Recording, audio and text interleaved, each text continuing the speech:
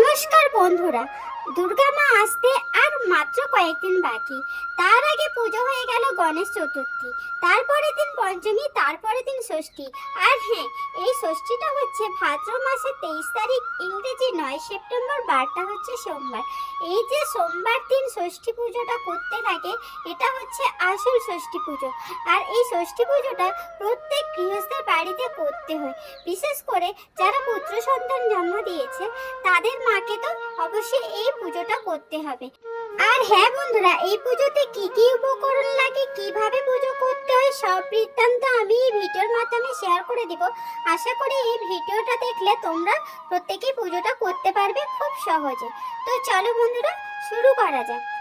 এই পুজোতে যা যা উপকরণ লাগবে সেগুলো আগে জানিয়ে দিই। প্রথমে লাগবে ধান গাছ।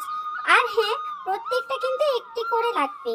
প্রথমে লাগবে ধান গাছ, সাথে কচু গাছ, বাঁশ পাতা, তাল পাতা, হলুদ গাছ, আখণ্ড কাঁঠালি কলা, তাল পাতার পাখা, কাজল পাতি, শিলনোড়া, একটা ঘট, একটা ছোট লাল কাপড়, লাল ফুল, আম শাখা, দূর্বা।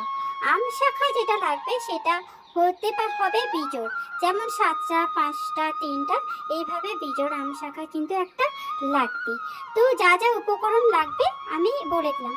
সাথে অবশ্যই সিঁদুর রাখতে হবে, যেহেতু দুর্গা মাকে আহ্বান করতে হবে, তাই এইসব অবশ্যই উপকরণগুলো আগে ম্যানেজ করে নেবে, মানে জোগাড় করে নেবে। যা যা উপকরণ বললাম বন্ধুরা, আশেপাশে অবশ্যই পেয়ে যাবে। আর ঘরের মধ্যে তো অনেক কিছু জিনিস পেয়ে যাবে। শিল নোড়ার মধ্যে শুধু নোড়াটা লাগবে, শিল লাগবে না। তো চলো বন্ধুরা, এরপর তোমরা পুজোটা করবে ঈশান কোণে। ঈশান কোণে পুজো করতে হয় বলে তাই একে কোণ ষষ্ঠী আমরা বলে থাকি। তো ঈশান কোণে প্রথমে জল দিয়ে ভালো করে ধুয়ে গঙ্গা জল ছিটিয়ে একটা পেতলের ঘট পরিষ্কার পরিচ্ছন্ন করে তার মধ্যে গঙ্গা জল দিয়ে আম শাখাটা বসে সেই শাখার মধ্যে প্রত্যেকটা পাতায় সিঁদুর অবশ্যই লাগিয়ে নিতে হবে।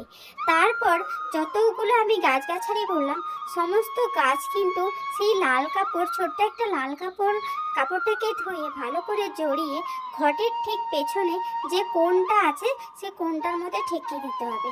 তারপরে বন্ধুরা, পিঠুলি জল করে, মানে আতপ চাল বেটে যে জলটা বেরোয়, এই পিঠুলি জলটা দিয়ে গোটা কোণটা ছিটিয়ে দিতে হবে এবং সমস্ত পাতার মধ্যেও ছিটিয়ে দিতে হবে। ঘটের মধ্যে কিন্তু সিঁদুরও লাগাতে পারো, আর সিঁদুরটা লাগিয়ে ওম লিখে দিতে পারো। তো এতক্ষণ অবধি গেল যা যা করণীয়। তো এরপরে কিন্তু জবা ফুল এবং সিঁদুর দিয়ে মনস্কামনা, যে যার মনস্কামনা মায়ের কাছে নিবেদন করতে পারো। এর কোনো মন্ত্র হয় না, এটা যেহেতু মায়েদের পুজো করতে লাগে, তাই মায়েদের মনের ইচ্ছে যা যা থাকে সন্তানের মঙ্গলের জন্য, সেই সব মঙ্গল কামনা করে মাকে খুব সুন্দরভাবে আহ্বান করতে হবে। হ্যাঁ বন্ধুরা, তার সাথে যে হাত পাখাটা থাকবে, হাত পাখাটাও কিন্তু যে কনষষ্ঠীর সমস্ত গাছগাছালি একটা লাল কাপড়ের মধ্যে বেঁধে দিবে না, তার ঠিক সাইডে এই পাখাটা রাখতে হয়। এরপর বন্ধুরা, মনস্কামনা পূরণ হলে সমস্ত রকম গোটা ফল কেটে কিন্তু মায়ের কাছে প্রসাদ হিসেবে রাখতে পারো। মিষ্টি হিসেবে বাতাসা রাখতে পারো, নারকেল নাড়ু রাখতে পারো, বা মাখা সন্দেশও রাখতে পারো। তো পুজো কমপ্লিট হওয়ার পরে শঙ্খ অবশ্যই বাজাবে, সবাইকে প্রণাম করে কপালে সিঁদুর বা চন্দন টিকা দিয়ে দিতে পারো। তারপরে কিন্তু উপোস ভাঙিয়ে তোমরা নিরামিষ আহার করে নিতে পারো। সেদিন কিন্তু আমিষ খাওয়ার একটুও চলবে না, যেহেতু সন্তানের মঙ্গলের জন্য পুজো করা হচ্ছে, তার উপরে মা ষষ্ঠী মানে দুর্গা মাকে আহ্বান করা হচ্ছে। আমার মনে হয় নিরামিষ খাওয়াটা অত্যন্ত জরুরি, বিশেষ করে মায়েদের। তো সমস্ত রকম পুজো হয়ে যাওয়ার পরে ঠাকুর রেখে দিবে। ঠিক ভোর সকাল 6টা বাজার আগেই, মানে 6টার মধ্যেই তোমরা সমস্ত রকম যে ঠাকুর বানানো হয়েছিল, মানে গাছগাছালি, ঘটের মধ্যে গঙ্গা জল, শঙ্খ বাজিয়ে সমস্ত কিছু একটা পবিত্র পুকুরের মধ্যে বিসর্জন করে, ঘরটা ফেলা যাবে না যেহেতু তামারের ঘট, বা ওই ঘরটা কিন্তু তোমরা ফেরত নিয়ে আসবে। বাকি কিন্তু সমস্ত কিছু ঠাকুর পুকুরের মধ্যে ভাসিয়ে দিয়ে আসতে হবে। এইভাবেই কিন্তু ভাদ্র মাসে ষষ্ঠী পুজোটা পালন করা হয়, যেটাকে আমরা কোণ ষষ্ঠী বলে থাকি। তো চলো বন্ধুরা, আজকের ভিডিওটা যদি তোমাদের একটু উপকারে আসে অবশ্যই কমেন্ট করে জানিও। আর কোন টপিকের উপর ভিডিও দেখতে চাও সেটাও কমেন্ট করে জানিও।